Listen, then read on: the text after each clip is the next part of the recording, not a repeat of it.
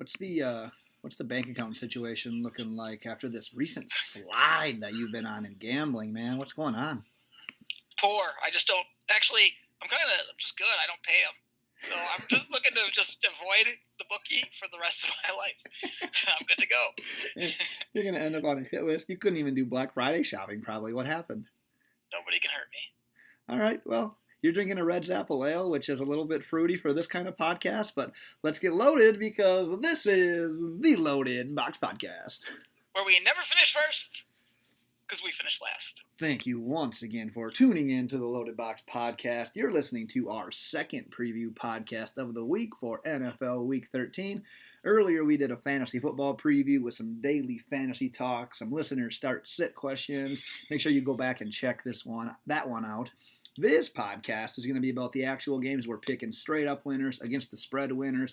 Our top three against the spread winners. DJ, you're gonna have to have a nice little bounce back here. I'm just assuming so. Otherwise, sooner or later that bookie's gonna come find you.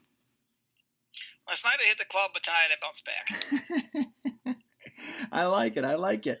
I always ask you this. We look at the slate every single week, kind of make it an assumption off of that as to how the week's gonna go, how confident you might feel. Be honest this time. You always say you're really confident. How confident are you feeling that you can actually hit the club last night and then bounce back today? I don't know what the fuck is going on. I'm going to be honest with you here. But here's the one thing I think I have going for me. September, I was perfect, along with Vegas. I had 2 bad months in October and November. But you know what? It's the last month of football here. Just like the first month, I'm gonna put the last month and the first month together. I'm going to go another 9-0. I'm telling you guys right now. Was it 9-0 or 12-0? I don't know. Yeah, 9-0 I think it was. I'm going to do it again for y'all. We'll bounce it back. Last night I hit the club. Yeah, it was, man. You hit double digits because I think you were 11-1 after the first 12 picks that you had. Oh, yeah, I was. And it's just been a little bit rough lately. Year to date, you are now under 500. We can relate to the listener out there who just you gotta scrape it to make those payments to that bookie. So we feel in your pain right now, but hey. Listen to us this week. We're going to try to bounce back, damn it. We're going to try to bounce back. You're 17-18-1 for the year. I'm 16-19-1 for the year. Man, we both got to get it together. Go over 500 for the season. So let's get it started.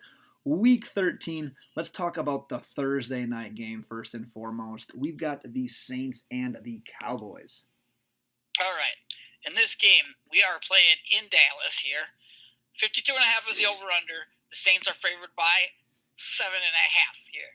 Now, my strategy here, I'm not even going to talk about this for very long, but it's just bet the Saints. I'm not going to not bet the Saints because they beat the shit out of me for so long. Right. I said to take the Saints last week.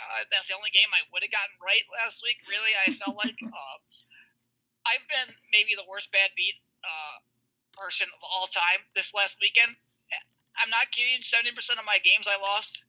70% of the games that I lost this weekend came down to the last minute of the game. Like, they were winning until the last minute. But go with the Saints because the Saints just keep covering the spread. And like I said, I think Dallas is trash. I said that in our last podcast. So you just keep betting the Saints until they don't. Like, so good against the spread right now. Yeah, speaking of so good against the spread, they started the season 1-1 overall and 0-2 against the spread. Since then, they haven't lost a game straight up or against the spread. So, yeah, when you're hot, you're hot. You literally just have to take them. Yep. Man, what happens to the Cowboys if the Saints get up to an early lead? The Cowboys are going to rely on Zeke Elliott. I know that Amari Cooper and Dak Prescott have had some nice chemistry recently. But like you said on the DFS podcast, how long is that going to last? Dak hasn't shown enough throughout his career to be that consistent yet, in my opinion. They're running into literally one of the top 3 hottest teams in the NFL right now, probably the hottest. You can't possibly bet against the Saints in this one, so by default, I'm going to go with you. I got to take the Saints. Mm-hmm. You know what we should have been doing is keeping track of all our past picks just on the side to see how they'd be doing on all of them. I know we didn't do it all year, but maybe we'll do that next year. Add that as part of the opponent. That'd be a good project for you this weekend. You can just go back and listen to all the podcasts and come up with our against the spread record. Well, if we got any anxious listeners out there with some free time, please look that up for us. Hit us up on Twitter at LoadedBox. If you're listening. You are listening. Let's move into some Sunday action. We got the Colts and the Jaguars. Man, we both got burned by the Jags last week. You going to allow it to happen again? fuck the Jaguars. Number one, they bench the best quarterback, one of the best quarterbacks in the league in the boat. Number two, they can't fucking just do it. They can't even beat the Bills. They might as well be the Vikings if they can't beat the Bills, for Christ's sake. Oh, that little subtle backhand there. I love that. Colts, again, this is another team. I can't go with a team that bets big mortals and playing like shit, and the Colts who are on fire. I'm not going against them. The Colts have also been on fire. I'm assuming against the spread, just on fire in general. Mm-hmm. Jaguars are tanking, and Cody Kessler is not better than Blake Bortles. So go Indianapolis Colts 4.5 easy. Man, the Jaguars were one of those teams. I mean, I predicted them to win the AFC South. I know a lot of other people did. I just wasn't super confident, but I knew that they had the defense to do it. And if Leonard Fournette got going, I'm like, you know what? They should run through this division. But they're just not getting it done. They're turning to Cody Kessler, which I'm not sure that you can get much worse right now than what happening to that offense. They got rid of the offensive coordinator. They're benching Blake Bortles. But man, you just talked about the Colts. They had one. I'm looking at against the spread here. They had one against the spread in 3 of their last 4, and one of those was a push. And then they lost against the spread in that Dolphins game. That was kind of a weird game for Andrew Luck, though, with those couple of interceptions. He hadn't thrown one in like an NFL record amount of passing attempts. I expect him, 2 in a row. Yeah, literally. I'm expecting a big bounce back out of him. I apologize for last week, man. I don't know. I said I wasn't going to bet on the Jaguars until they proved something. I went against my own word. Should have never done that. Lesson learned, not doing it again. Not an official play, but I am also going to be taking the Colts this week. Let's look at the Panthers and the Bucks. What do we got here? All right. Panthers. Did I even say the last one? I don't think I did. All right. The Panthers are playing in Tampa Bay. Over-under here is 55.5. The Carolina Panthers are laying 3.5 points. They're favored by 3.5. This one I hate because the Panthers have burned me the last 2 weeks, but the Buccaneers are so bad at everything. I'm going to take the over. I'm not going to take a spread on that one. I'm going over 55.5. Neither one of these teams I'm really confident about. Secondary-wise, Tampa Bay doesn't run, really, anyways. Yeah. So they're going to have to throw it. That's where Carolina's weak. And like I said in the last time the Panthers played the Buccaneers, I think the Panthers are going to have to slow themselves down from scoring. It's going to be that same. I said this last time. They're going to slow themselves down because they don't want to play as fast. But Tampa Bay's defense is such a sieve that they won't be able to help but score so often. This feel like a trap from Vegas? I mean, I went through in my head. I always look at the game. I don't look at the line yet, and I kind of put it in my head. And I was thinking, even though they're on the road, I'm like, Carolina's got to be about 6.5 to 7 points. 3.5 here. Doesn't that just seem like a little bit of a trap? Yep. But guess what? I'm going to bite into it because it's one of my official plays. I'm taking the Panthers. I like this more at -3. I might, honestly, if it's at 3.5, I might buy the half point. But regardless, even at 3.5, I'm taking the Panthers. 2 unit. I won't buy it for this official pick, but for my official bet, I might buy it. But don't even say it anymore. Don't even say what anymore. Buying a half point. I listen to some podcasts. I hate it when people are like, buy that half point. Fuck you. If you can't win off a half point, then get out of here. I just like the opportunity to buy the half point. I'm just saving myself a little bit, potentially. I'd like to look at the percentages of how many times a person's bought a half point and won because of that half point. It's actually saved me a couple of times this year. I'll have to go back and look at it. If you go back and look at all of our against the spread picks throughout the year, then I will. No, that's wrong. All right, let me break into here why I think I like the Carolina Panthers. Panthers had it won for me last week against the spread in that Seattle game. Then they give up a touchdown to Russell Wilson on like a 4th and 8 late in the fourth quarter. Literally broke my heart. The thing about Tampa Bay is they are definitely not Seattle. Actually, literally, they're about as far away from Seattle as you can get. So that's why I like it. Geography. But besides geography, I say every single week Carolina's matchup proof. This week, that is not going to matter. The Buccaneers suck on defense. They give up about 115 on the ground. They're almost at giving up 300 passing. So do the math there. They're giving up like 400 yards offensively per game, which is trash. I think the trendy thing right now is to pick against Tampa Bay. But yeah, they're trash. They've only won 1 of their last 4 games against the spread, and I'm not putting any win or any stock into that win because that was that game against the 49ers, and the 49ers are basically tanking right now as well. It's more than likely that we're going to see another train wreck out of Jameis Winston pretty soon here. He usually only does good for like a week or 2 before he runs off the tracks again. And even if Fitzmagic comes back in the game, we're to the point in the season, he's already run out of that magic. That's long gone. He's old. He's done. That ain't going to happen. I'm sticking with the Panthers here. I'm going to ride that train one more time. 2 units, -3.5. by the half point, though. Do you feel comfortable with that pick? No. Oh, never mind then. It's only a 2-unit play, so I'm not jumping out of my seat about it by any means. I know, but you sounded pretty confident. I thought maybe you were comfortable with the 3.5 and confident. So I like my reasons. You're not uncomfortable, so you're fucked, I think. That's a good point. That is a good point. Yeah. Let's keep her moving here. We got the Atlanta Falcons and the Baltimore Ravens. What do we got here? So, I thought I saw a different spread than this earlier, but Atlanta, they're playing in Atlanta here. Yep. Spread, the Falcons are favored by 1. Yep. And the over-under is 48. I swear I looked at this an hour ago and it was different. I don't remember. I didn't have the spread written down on this one, but I remember it was someone by 1. Oh, man, that's wild. Atlanta's not good. No, they're 4-7 straight up right now. And I just don't think they can. I mean, you mean the record's 4-7? Yeah. Okay. It's just funny. You just announce their record. If I have to go with the team here, I gotta go with the team that can run the ball and control it. And Lamar Jackson out there just running around 27 times in a game. I gotta go with Baltimore. There's nothing about Atlanta I like. Baltimore's defense is pretty dang good. They'll control the ball.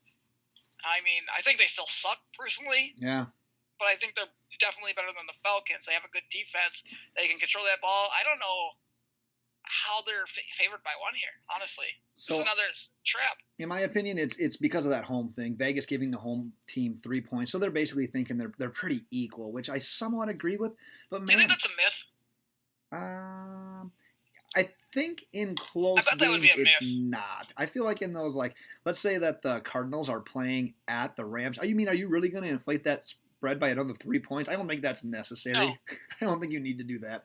I think it depends. If it's a 50-50 game where you can't really tell, you just give the home team an advantage just because it's more likely that they might win by a field goal if they're going to win. That's only my 2 cents. That's all I got for you. That doesn't make any sense. Why would we just do a pick 'em over 1 point? Because Vegas knows DJ. I'm calling it right now. That's a myth. I'm going to call that right now. That is a myth. That's false. That's never been used in Vegas. All right, we're going to get Vegas on the line next week. We're going to get to the bottom of this. We're calling Vegas. Atlanta, I talked about their straight-up record. They're only 3-8 against the line. And when you talked about Baltimore, you said going with the team that can run. They're averaging over 120 rush yards per game. Well, guess what? The Falcons sort of suck against the run. They give up over 120 per game. That defense is just trash. They give up nearly 400 yards per game. Not a huge fan of betting on Baltimore. This is not one of my official picks. But I flipped. I was originally Atlanta just because I kind of bought into that whole Atlanta at home can do this and do that. Man, they just stunk it up at home against the Cowboys. I really have no faith left in this team. I thought they were not maybe a shoo-in for the playoffs, but I thought they'd be in the running, maybe not even for the division, but for definitely a wild card. With already having 7 losses, that's not going to be a thing in the NFC. Yeah, it's a disappointing season for the Falcons. For that reason, Baltimore's got a little bit more to play with. I'm going to go with the Ravens here. Beautiful. Next, we got the Texans and the Browns. Ooh, I like this game. It's weird because it's like teams that are like. See, I still don't think Houston's that good, so I think it's like teams that are bad good. Even though Houston does look solid, I still don't think they're great. This is in Houston. Houston's favored by 6 here. The over-under is 48.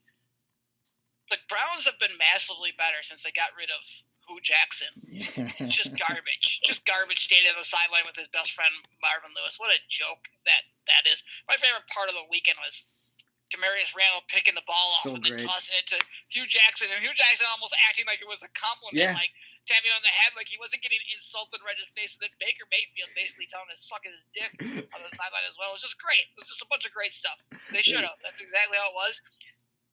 The Browns are playing too good right now. 6 points is a lot. I think they keep it close. I would be on the side of Cleveland here and 6-point dogs here. Yeah, just to touch back on that whole Bengals talk. Whenever I get mad and upset about being a Dolphins fan, I just think about how bad the Bengals have it right now. You're bringing in Hugh Jackson, who's just like a laughing stock of the league right now, and then all of that happens, like what you just said, makes me feel a lot better. I feel like in this game in particular, the Browns and Texans game, every time I try to start believing in Houston and lay a bet on them, it ends up coming back to bite me. They're only 5-5 against the line this year. And Cleveland, we talked about this in our preseason podcast. If you want to go back and hear about it, we said that, yeah, they made improvements. They got Mayfield, they got Landry, they made improvements on defense, but brought in a bunch of running backs and traded one away. But that's beyond the point. But their schedule was so tough right away that they were going to struggle for wins. So they're only 4-6. But man, they've got 7 wins against the spread this year. They've been really good against the line. Baker's been one of the hottest quarterbacks in the league over like the last four weeks. That Houston defense is no joke. I think this is going to be a close game though. So yeah, give me the points. Give me the Browns just against the spread. Straight up, it's tough to go against Houston right now. Wait. Next, we have got the Dolphins and the Bills. Ugh. Just keep your eyes away from this game. That's a disgusting game. Really this is is. a disgrace. This game is being played in sunny Miami. That's probably the best thing about this game, that it's going to be warm and nice there, and people can go to the beach and not go to this game. Miami is favored by 5. The over-under is 40. I have to take a side in this game, over-under or the spread. I'm going under 40 because I just don't think Buffalo's defense is legit. Yeah. Offensively, I'm not buying into what happened against the Jags. They're just not that good, period. They're just bad. And the fact that Buffalo's defense is good is it could be like a standstill. I mean, it could be 6-3 going into halftime. I'm going under in this game. Yeah, well, look at where those points came for Buffalo, too, last week in that game against the Jags. I mean, they scored on, like a 75-yard bomb, like one-play drive. That was not sustainable, and that was, I don't want to say half their points. Running around. And Josh Allen runs for over 100 yards. That's not sustainable. Nope, 99 I think it was, actually. Well, anyway, it's funny that you were wrong. It's funny that you mentioned the over/under being 40 when you look at the NFL the way it's played now, and the Saints damn near average 40 per game, and then you have inept and beyond inept with Buffalo and Miami here. Man, I don't know. I have to watch this game. That's the worst part about this. Like, I literally have to dedicate 3 hours. You don't have to watch the game. I have a disease. I can't stay away from it. Gosh, gun to my head, I'm picking Miami straight up, but I'm not betting on them. Not in that tight of a game against that good of a defense. The way that Gase kind of just babies Tannehill and any quarterback that I've seen right now, they're not going to let him try to make plays. And against that defense, I don't know that you can get away with trying to anyways. So give me the Bills, I guess. I don't want to talk about it anymore. I'm done with the Dolphins. I actually might put Red Zone on the big TV and the Packers on the little one since it's noon o'clock game this week, and I'm more interested in all the other games going on. Yeah, I love the noon o'clock reference. It's beautiful. Noon o'clock. Before we talk about the Bears and the Giants, let's talk about Pristine Auction real quick because they've hooked us up with a sweet giveaway. It is a Blaze Packers mini helmet signed by the Devontae Adams. Make sure you get signed up for that. Follow us on Twitter at LoadedBox. Find the tweet where we promote the giveaway. Make sure that you retweet it. Make sure you tag a friend. And then show proof with a tweet or a DM that you are subscribed on either iTunes or Google Play. And in the meantime, head over to pristineauction.com today for all of your man cave needs. All right, I teased a little bit of Bears and Giants here. Man, the Bears are starting to run away with that NFC North. Not run away, but separate a little bit. What have they got, 8 wins now? Yeah, they're winning football games. Yep, 8-3 Bears versus a 3-8 Giants. You know, I told you they're average. They're going to lose a couple of games coming up here. This is probably not one of them. We don't have a spread. This is a spread. They're not going to lose this game, but they will lose a couple coming up. Like I said, maybe they will. Word is Trubisky actually might not be playing. That's why we don't have a spread here. Yep. So who knows what can happen in this game. I don't think I can make a pick without knowing Trubisky if he's going to play or not. But I think based off the defense, I would take Chicago straight up either way. Yeah. The crazy thing about this Bears team is the fact that they are 8-3 straight up. They're 8-3 against the spread. They average about 80 rushing yards per game. If you were going to tell me that they were going to be it is mostly Trubisky. and it literally is. You're not even lying there. That's crazy.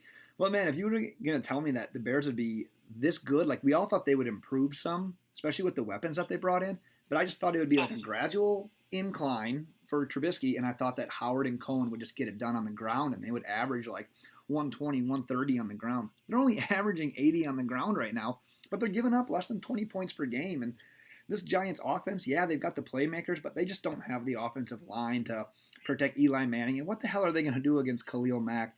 So they're not going to do anything.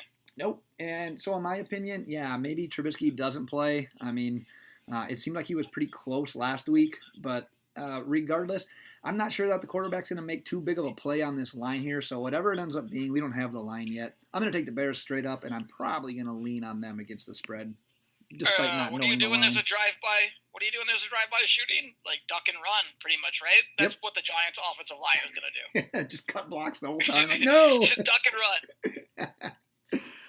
That's probably pretty accurate, actually. Let's go to the Broncos and the Bengals. Jeez, I still haven't bet on a game yet here. Yeah, I should check and make sure I don't have any of these on my official picks here. Denver's playing in Cincinnati here. The over-under is 44. Spread is Denver favored by 4.5 on the road. This is a weird one to me. I know Jeff Driscoll is starting at quarterback the Bengals. The Bengals have the worst defense in the league. But I think this one might be one of those surprise games. Like, I don't think Denver's that good of a football team. They just came off of a big victory this last weekend. I could see this being a little bit of a letdown. I think I'm on the side of the home dog. I like home dogs. I would favor Cincinnati in this game. Ballsy. I almost actually made this one of my picks. I said Denver last week. Yeah, we both did. We were both on that one. Yeah. This isn't an official pick. It almost made my list, but I was going to go opposite. I'm going to go Denver. I talked on the DFS pod earlier this week. The Bengals, man, they're just falling off a cliff right now. They're giving up like 32 points per game, and I know that Denver isn't some offensive juggernaut, but man, that DFS stack of the week that I have, I'm a huge believer in it this week. I love Case Keenum this week. I love Emmanuel Sanders this week, and we talked about in our fantasy football start SIDS. Huge fan of Philip Lindsay. Not for the rest of the season only, but this game is just a monster for him. I could see them doing exactly what the Browns did to him. So give me the Broncos. I'll eat up all those points. Hate them. Next, we have got we've got the Rams and the Lions. Still not too many of my picks here. So Lions here are favored. I mean, sorry, they're not favored. No, never. What am I saying? It's in Detroit. They're 10-point dogs. The Lions are 10-point dogs, and the over/under is 55.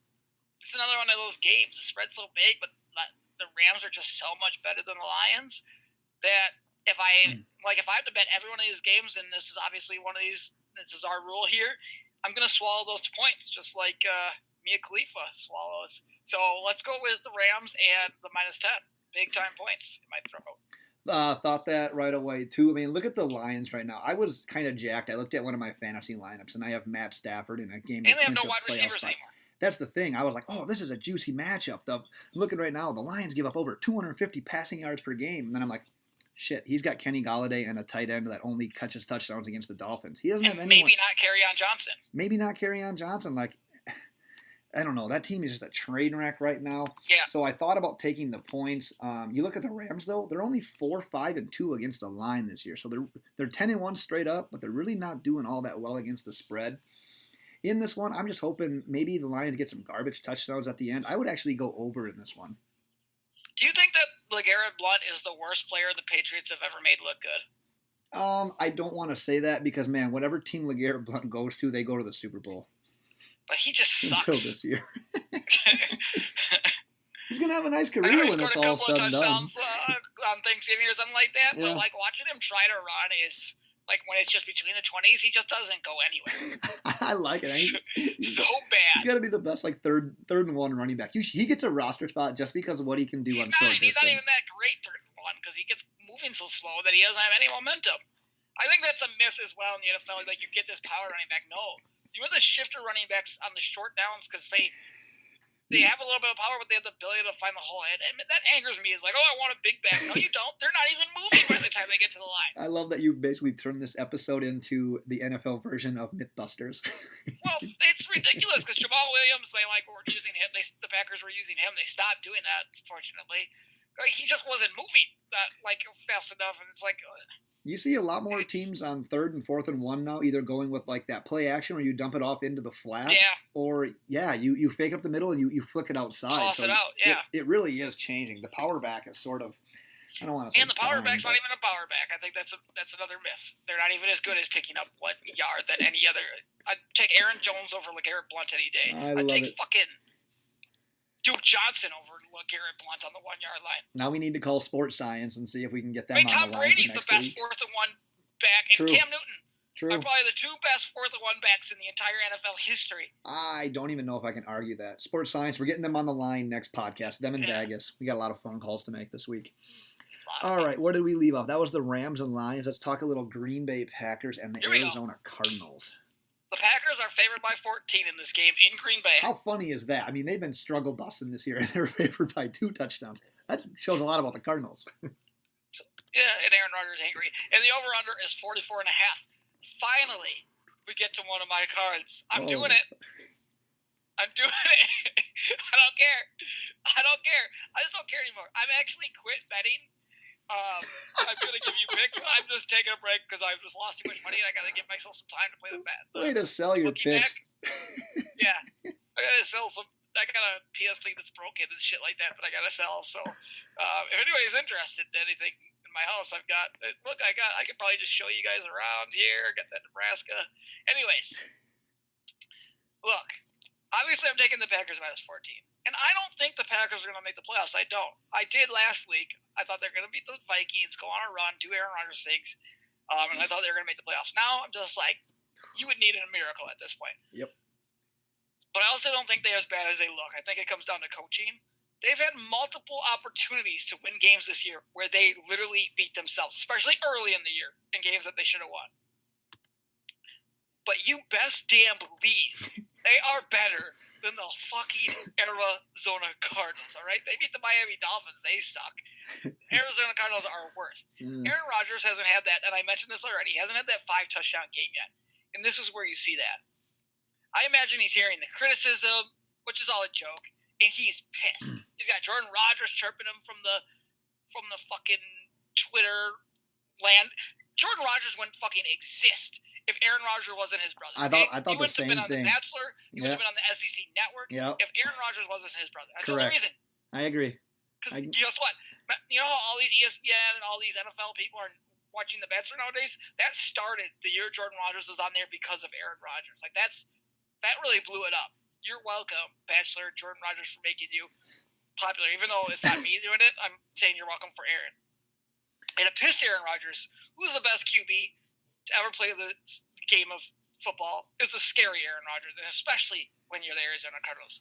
When they take a lead in this game, when they go up, if they're winning 28-3, I don't care what the score is, they're going to keep their foot on the gas, not foot off the gas.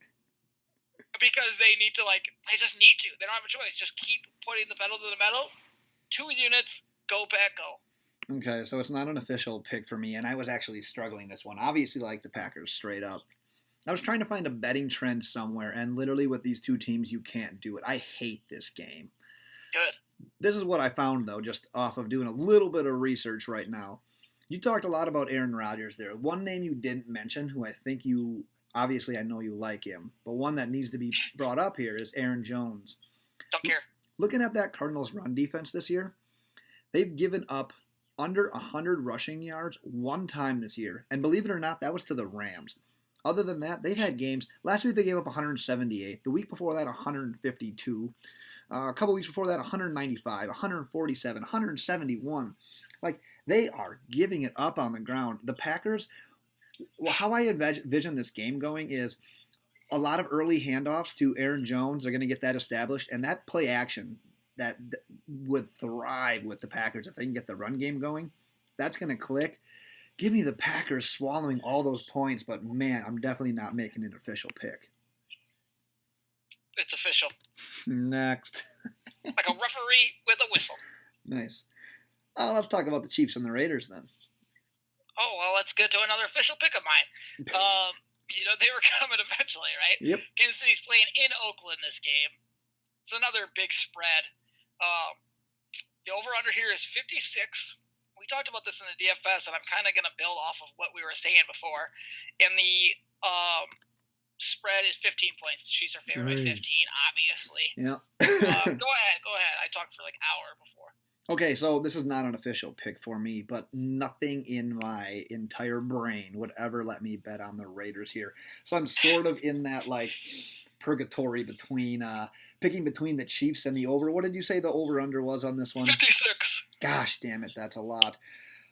But just because the point spread is so much, and I think that maybe Kansas City's defense, I mean, they give up nearly 27 per game, and Oakland sucks on offense. They average under 20 per game, but man, they can find a little bit here and there. So I'm going to actually go the over. Although we just talked about the Rams having a great straight up record, but struggling against the spread. The Chiefs are 9-2 against the spread. They're 8-2-1. They've been money this year. You just bet on them, you'd probably be golden. So I'm probably in that range. I'm either taking the Chiefs or I'm taking the over. Give me a slight edge on the over here. So my official pick this week is Kansas City versus Oakland. I'm taking under the 56. Oh, wow. How about that? So I know you see Kansas City in the game and you think over, slam the over. So do I, in most times. Because I like to say, life's too short to bet the under. Yeah. But you know what? I'm betting it here. Okay? What's that in your hand? Your entire life has been a lie. You only bet overs. But in most games, the teams they are playing against aren't completely inept, and I'm talking about the Chiefs, and have some sort of coaching and some sort of cohesion as a team.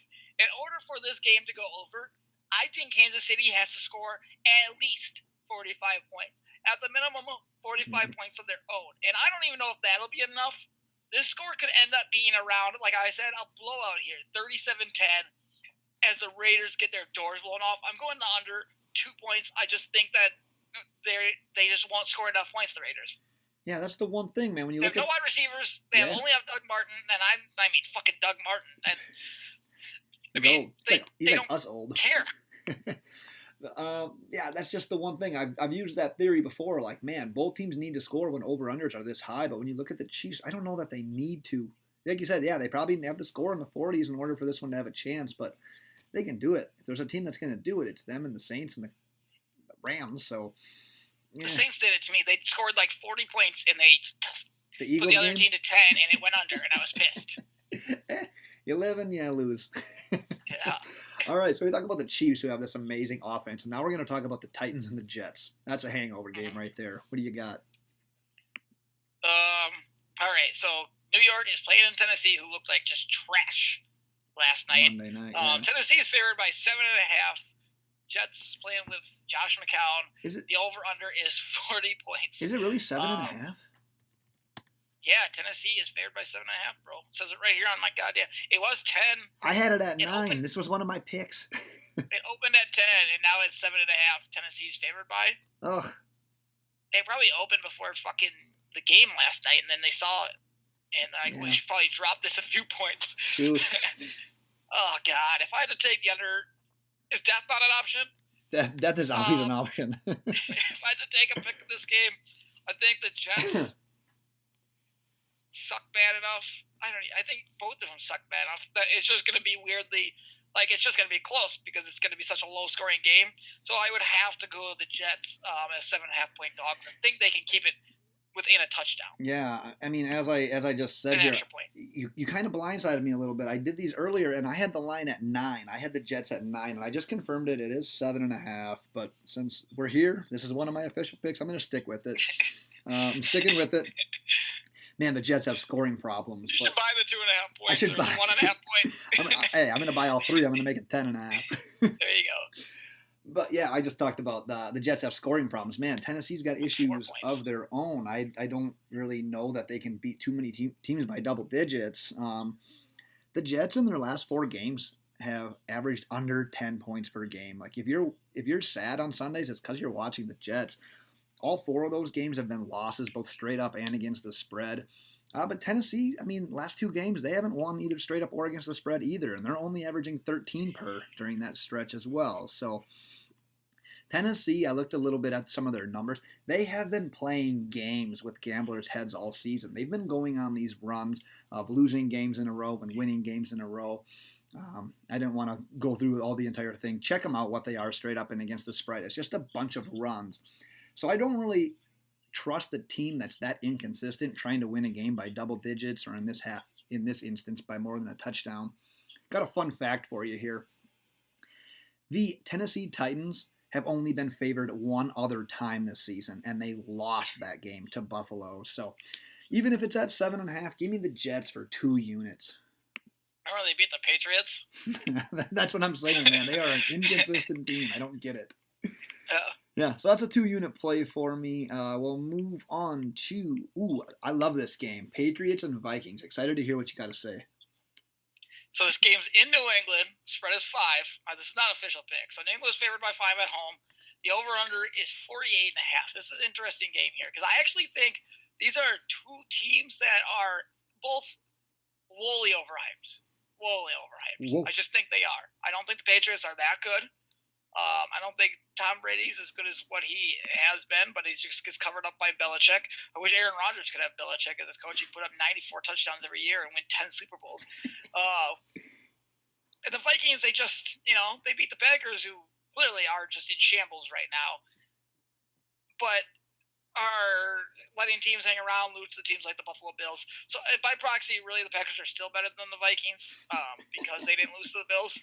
It never ends with you. If I have to take something in this game, I gotta think.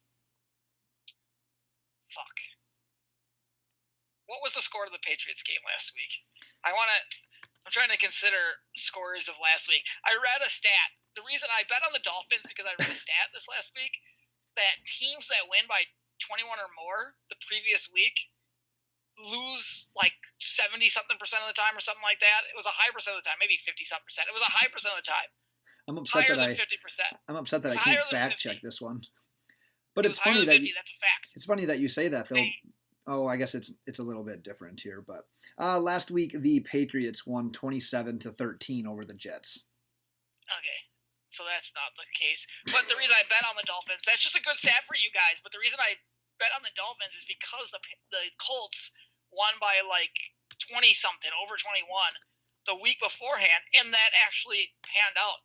So the percentages tell you if your team wins by over 21, I'm just dropping some knowledge for you guys just outside this pick, the week before, that you should bet against them against the spread in the next week. You'll win more times than not. So in this game, I'm going to go with Minnesota despite my bias because I just think New England's worse in more facets of the game. Like I don't see what they can establish against Minnesota here. Their defense is good. New England's isn't. Stephon Diggs and Adam Thielen are going to be too hard for this terrible Patriots defense to cover. I wouldn't be surprised to see Minnesota win this game. I would say more than anything, I'm just looking forward to watching this game. It's definitely not one that I'm betting on. Gosh, I mean, look at these teams. They're both decent against the spread. Vikings got 6 wins. Pats got 7 wins. What scares me about that Vikings team, I mean, Dalvin Cook was back. He had that nice reception touchdown last week against the Packers. They're not getting it done on the ground right now at all, and I thought that would be a big strength of theirs. I don't mind Latavius Murray. I'm a big Dalvin Cook fan. They're averaging under 90 rushing yards per game, and I think that's going to be an issue for them because I think Kirk Cousins is going to be best when you can hide him a little bit. He's not that quarterback that you want to have to go out there and win games, and the bad thing about playing the Patriots is that that's what can happen to you. If they get up, you're going to have to rely on your quarterback to consistently make plays, and I don't think that you want Kirk Cousins doing that, especially in New England. This is such a tough game for me. I'm going to take the Patriots just kind of by default here. That's all I've got. I'm not confident at all in that. Let's move on to the Seahawks and the 49ers. Playing in Seattle here, spread is 10. Over-under is 46.5. This game, I would have to bet San Francisco because I think Seattle lets people hang in the game too long to win by more than 10 points. That's all I have to say. Yeah, I don't have much more to add to that one as well. This is definitely not an official pick for me. I'm also going with Seattle. I don't have any other great theories other than Seattle's in every game. I didn't say Seattle. What'd you say? San Francisco. Oh, you said San Francisco? Well, I'm going to disagree because Seattle's in every game, and lately they've been winning them. And, man, 49ers just looked like trash last couple of weeks. Like, I'm done with them. That whole Mullins thing was a flash in the pan. That thing's done. 49ers are tanking, man. I'm going to go Seattle here. Next. Sorry, we kind of burned out on that one. That game sucks. I don't want to bet on that. That does suck. Sunday night, we've got Steelers and the Chargers. Here we go. So this is my last official pick here. Los Angeles this game got flexed to Sunday night. Thank God, because it was that San Francisco game originally. Los Angeles are 3.5-point dogs. 3.5? And the over? Yes. Nice. It was 3.5 yesterday. We and must the have. over-under is 51. All right. So, this is my most confident pick of the day. Number one, I just talked about that stat, right? It's a higher percentage. I'll get that exact percentage. I can't remember what it was. Maybe I'll tweet it out for you guys. Higher percentage of teams after winning by 21 points or more lose against the spread that next week. The LA Chargers last week were the only team to win by more than 21. It was 45-10. They beat the Cardinals. I'm taking Pittsburgh here, -3.5. Melvin Gordon is out this week. That is really going to hurt them. That sucks. He's a game changer, right? He's one of those running backs. Running backs are back to being useful again. Like, they're now becoming some of the more important guys because of the way you can use them. That's why Le'Veon Bell wants his money. That's why Todd Gurley is so effective. That's why Melvin Gordon is so... Because if you can match them up, throw the ball to them, hand the ball to them, don't know how you're going to use them, and they're effective wide receivers, they are now becoming more important than... I think they are more important than wide receivers now. Well, yeah, wide receivers all over the place. Yeah, they get all the volume. I mean, like you said, the receptions are going up. They're guaranteed to have 10-plus carries a game, whereas a wide receiver, if he gets 10 targets, I mean, that's a lot. And now these running backs are getting the touches, and they're getting the targets now. So, yeah, I'm with you. Add Kareem Hunt to your list as well. He's been fantastic doing that. Saquon Barkley, I mean, the list goes on. And I also don't like the Chargers flying all the way out east, and I don't think they usually play well flying out east, no matter what time it is. I don't care what time it is. I never like cross-country team.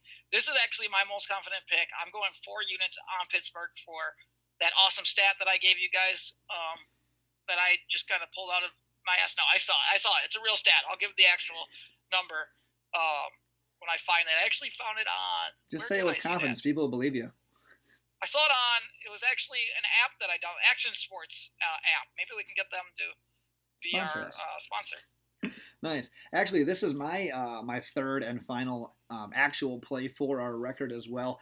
When I made these picks, I had Pittsburgh -3. I'm still going to take it at 3.5. Maybe I'd buy the hook. Oh, my God. Just wanted to get a little reaction there. You're a hook.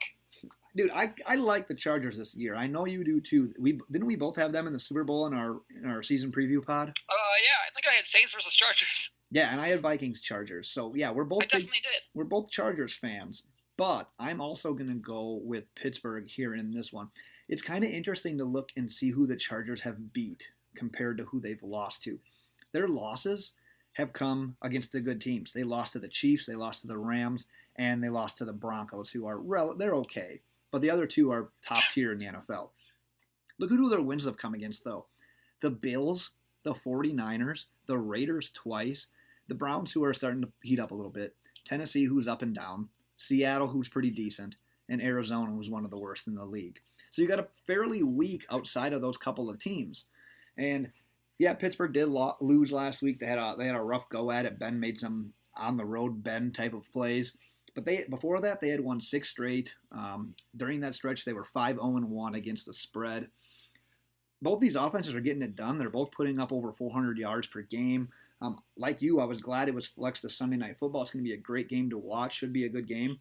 But yeah, give me the home team here. I liked it better at 3, but I'll still take it for 2 units at 3.5. Beautiful. Last game, what do we have here? It's the Monday night game. I forgot to add that to my list, but I believe it's Washington and Philly. Yeah, so it's the Washington Redskins playing in Philadelphia, who finally got a win somehow miraculously at the end of the game. Yeah. I don't know how that worked out. Philadelphia is favored by 6 in this game. I still can't ride with Philly at all. They didn't cover the spread. I think they were 5-point favorites, so they still lost against the spread. They've been garbage against the spread. They're only 3-8 against the spread this year. Over under 3.5. I could never trust Philly with my life. I'd rather have Colt McCoy at this point.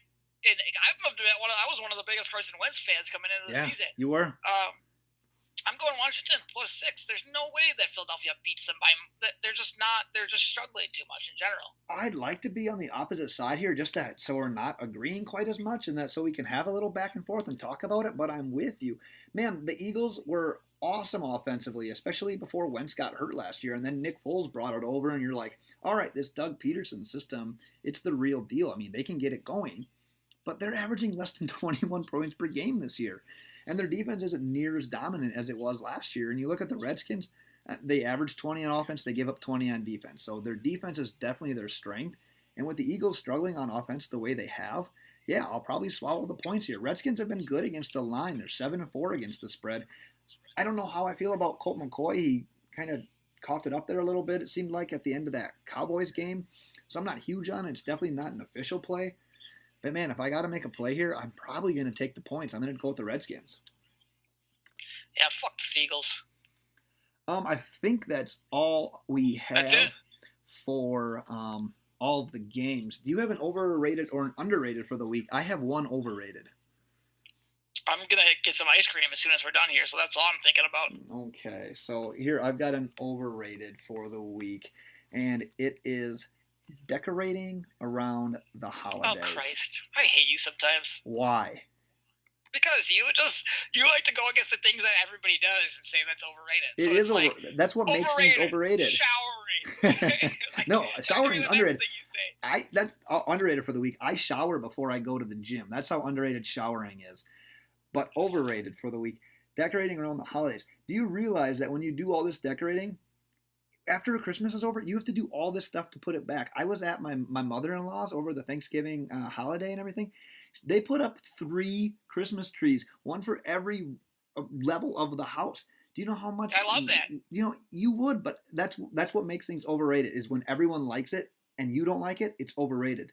I just made the definition right there. Overrated, decorating around Christmas time.